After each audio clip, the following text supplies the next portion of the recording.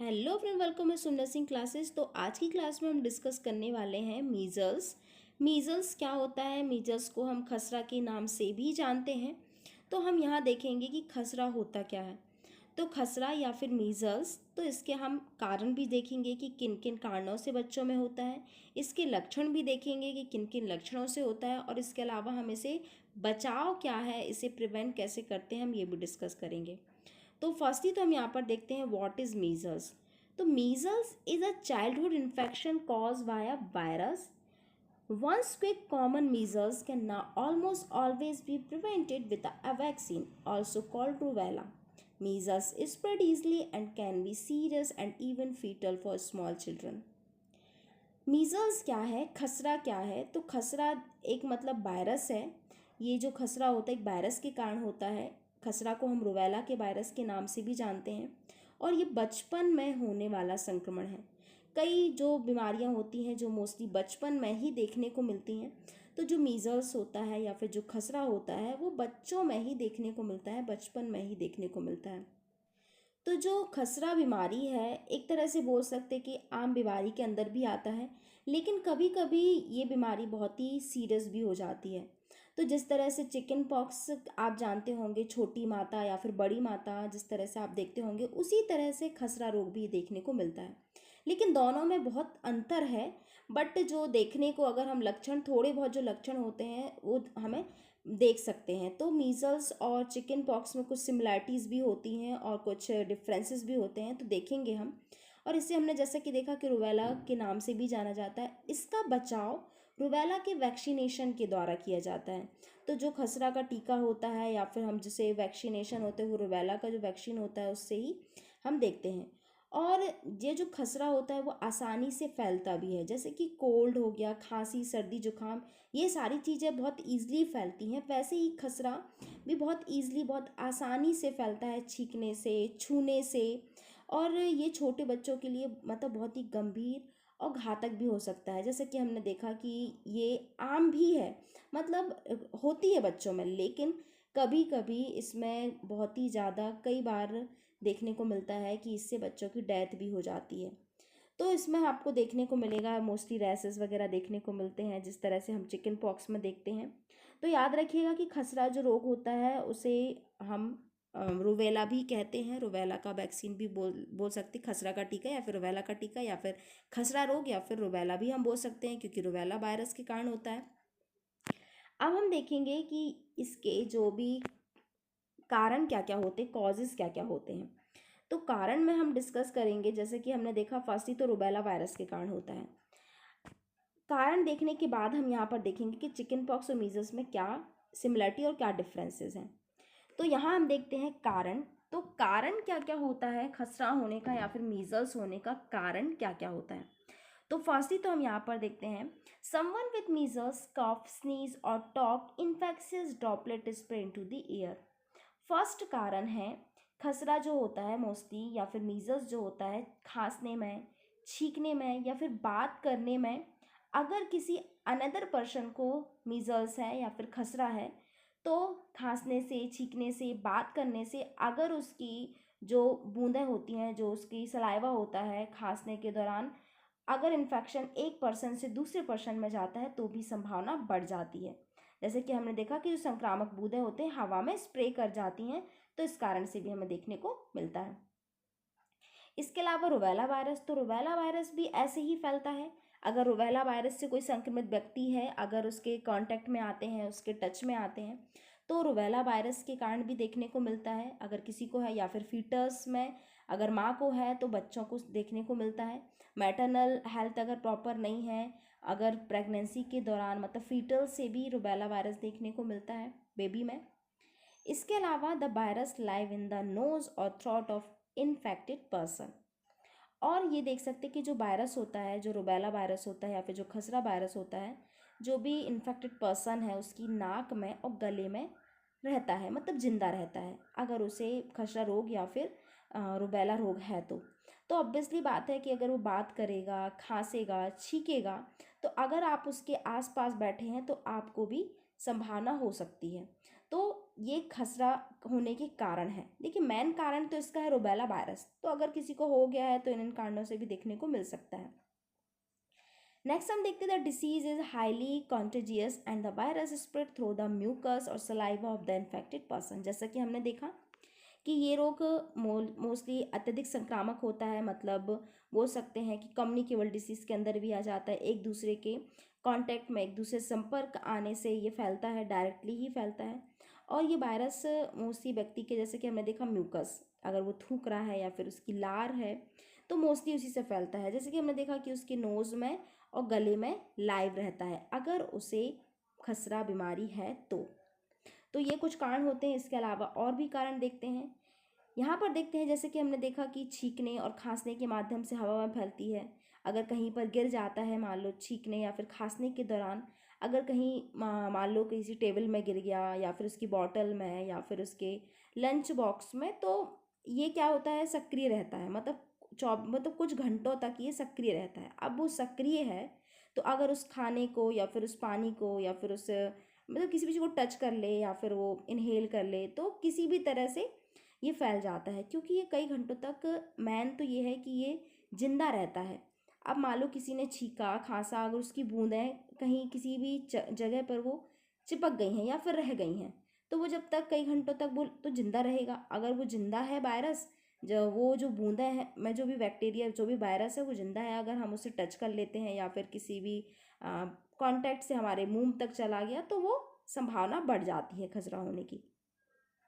इसके अलावा not vaccine, अगर टीकाकरण नहीं लगवाया है, मतलब जो खसरे का जो टीका है वो नहीं लगा है, तो इस कारण से भी हमें देखने को मिलता है। जैसे कि मम्स मीजल रूबेला MMR जो वैक्सीन होता है, ये प्रिवेंशन के लिए होता है। तो जो कि हम जानते हैं कि 12 से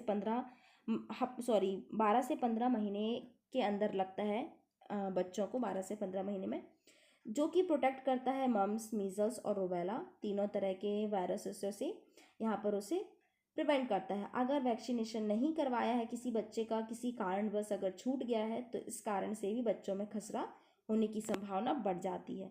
तो ये तो कुछ कारण हो जाते हैं। अब हम यहाँ पर देखेंगे कि इसके लक्षण क्या क्या दिखते हैं। खसरा अगर हो जाता है तो इनमें लक्षण क्या क्या देखने को मिलेंगे।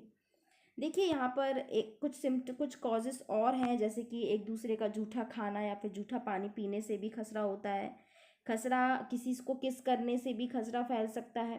हाथ मिलाने से, हाथ पकड़ने से या फिर किसी से गले लगने से भी खसरा फैल सकता है।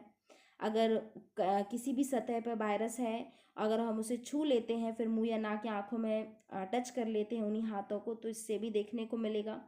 इसके अलावा गर्भवती लोगों से लेकर उनके बच्चों तक, अगर गर्भवती को है तो उनके बच्चों तक ये वायरस से एक साइकिल के रूप में देखने को मिलता रहेगा। मतलब गर्भावस्था के दौरान या फिर डिलीवरी के दौरान, प्रसव के दौरान भी ये देखने को मिल सकता है। मतलब इन सभी कारणों से भी खसरा हो सकता है या फिर मीजल्स हो सकता है।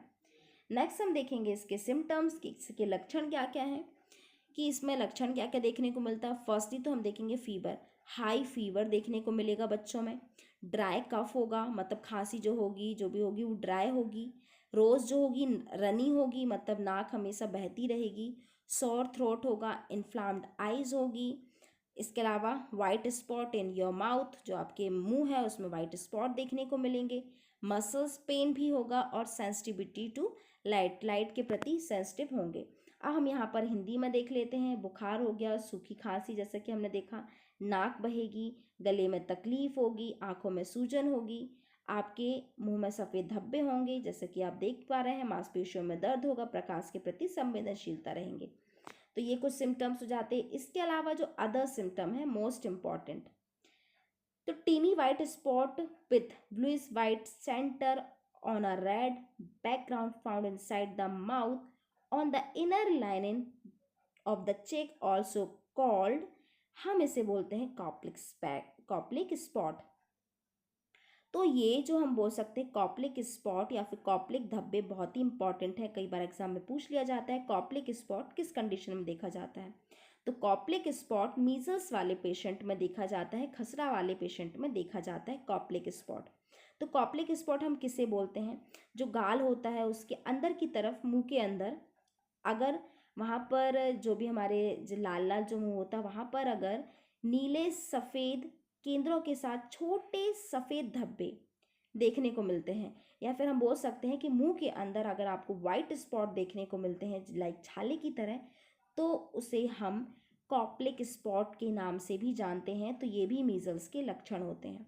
मुंह के अंदर वाइट स्पॉट देखने को मिलते हैं तो उसे हम कॉप्लिक स्पॉट भी बोलते हैं। तो ये भी लक्षण है। इसके अलावा हम देखते हैं I skin rashes made up a large flat blotches that often flow into one another.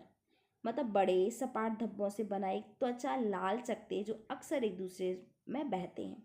और एक लक्षण और होता है जैसे कि बड़े हो या फिर सपाट धब्बे फेस में या फिर पूरे बॉडी में लाल चकते देखने को मिलते हैं। कभी कभी इसमें से फ्लूइड भी निकलता है। और फ्लूइड जैसे कि जला हुआ जो भाग होता है, जैसे जल जाता है कोई भी अगर हमारा एरिया, तो धब्बे हो जाते हैं।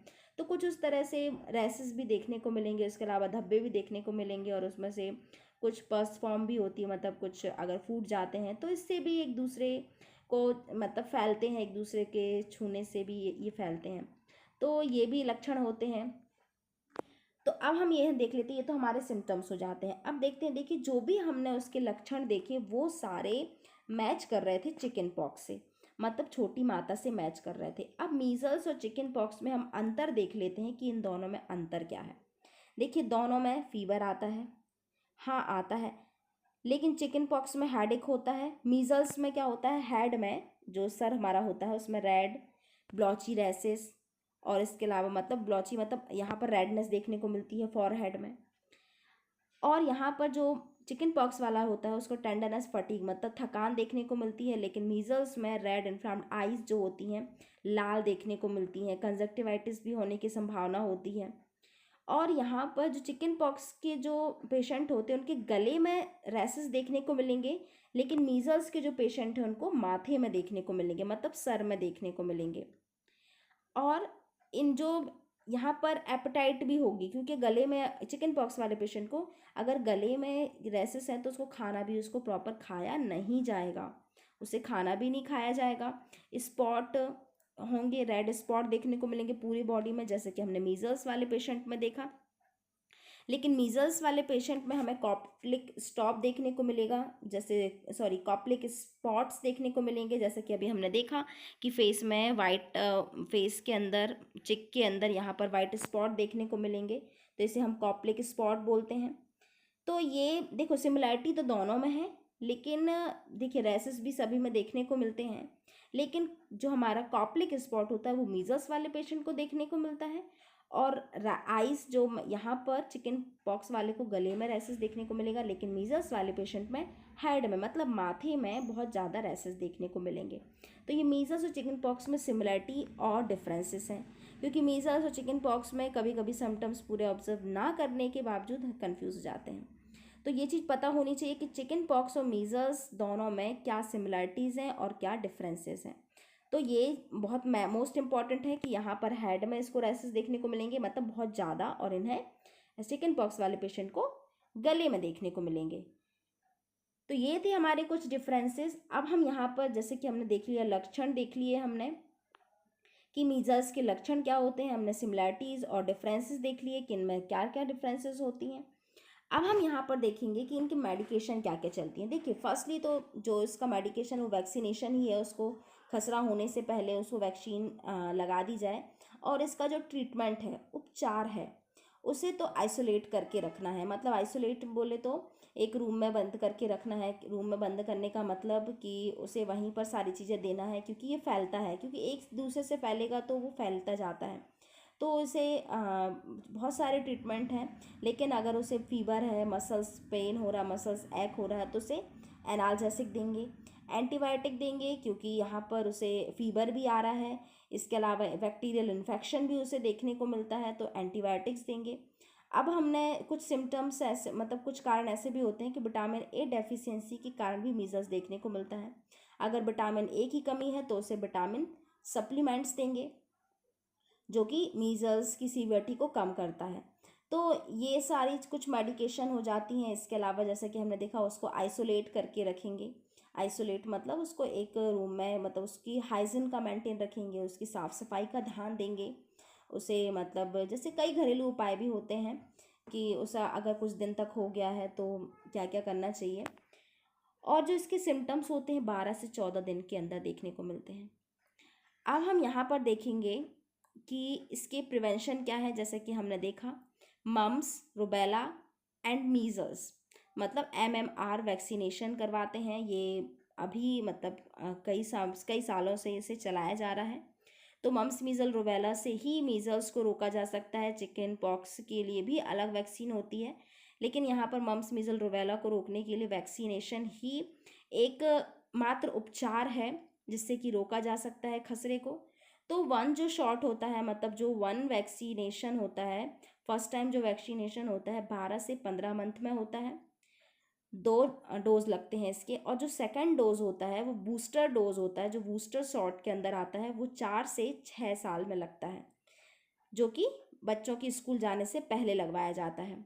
तो ये ही प्रिवेंशन देखने को मिलता है खसरा से बचाव के लिए। तो ये हमारे कुछ हो जाते हैं। यहाँ पर प्रिवेंशन देखा हमने, ट्रीटमेंट देखा, और हमने सिम्टम्स भी देखे। और एक इसकी मोस्ट इम्पॉर्टेंट थिंग्स यहाँ पर देख लेते हैं कि जो इसका इंक्यूबेशन पीरियड होता है। इंक्यूबेशन पीरियड जो होता है वो 6 से 21 दिनों का होता है। तो वो डिपेंड करता है स्टेजेस पर। फर्स्ट स्टेज में उसे कुछ और सिम्टम्स देखने को मिलते हैं, मतलब डे बाय डे उनमें सिम्टम्स देखने को मिलते हैं। फर्स्ट 2 से 4 दिनों तक, मतलब 2 से 4 दिनों तक इसमें किसी भी तरह के सिम्टम्स नहीं देखने को मिलते। एसिम्टोमेटिक होते हैं, जब जो भी बैक्टीरिया वायरस होते हैं एंटर हो जाते हैं, लेकिन उसके बाद उसमें सिम्टम्स देखने को मिलते हैं टन बाय टन। तो ये जो 6 से 21 दिन का इंक्यूबेशन पीरियड होता है, तो ये होने के बाद ही पता चलता है। उसमें कई तरह की स्टेजेस भी देखने को मिलती हैं, लेकिन कई बार ऐसा होता है कि जो इंक्यूबेशन पीरियड के पहले ही ठीक हो जाता है, लेकिन कई बार पूरे 21 दिनों तक उसे सफ़र करना होता है। तो ये तो आज के हमने क्लास में खसरा की कुछ इंपॉर्टेंट बातें की हमने, कि खसरा क्या होता है, इसके लक्षण क्या दिखते हैं, और चिकन पॉक्स और मीजल्स दोनों में सिमिलरिटीज़ और डिफरेंसेस क्या क्या हैं। आई होप कि आपको इस क्लास के लेक्चर हेल्प से यहाँ पर खसरा के बारे में या फिर मीजल्स के बारे में आपको बहुत सारी इन्फॉर्मेशन मिली होगी। So thank you so much watching my videos. अगर आपको किसी तरह की क्वेरी होती है या फिर अगर आपको किसी भी तरह की क्वेश्चन राइज करना है, तो एक बार आप कमेंट जरूर करिए। तो इसी तरह की वीडियो आने के लिए आप इस चैनल को सब्सक्राइब जरूर करिए।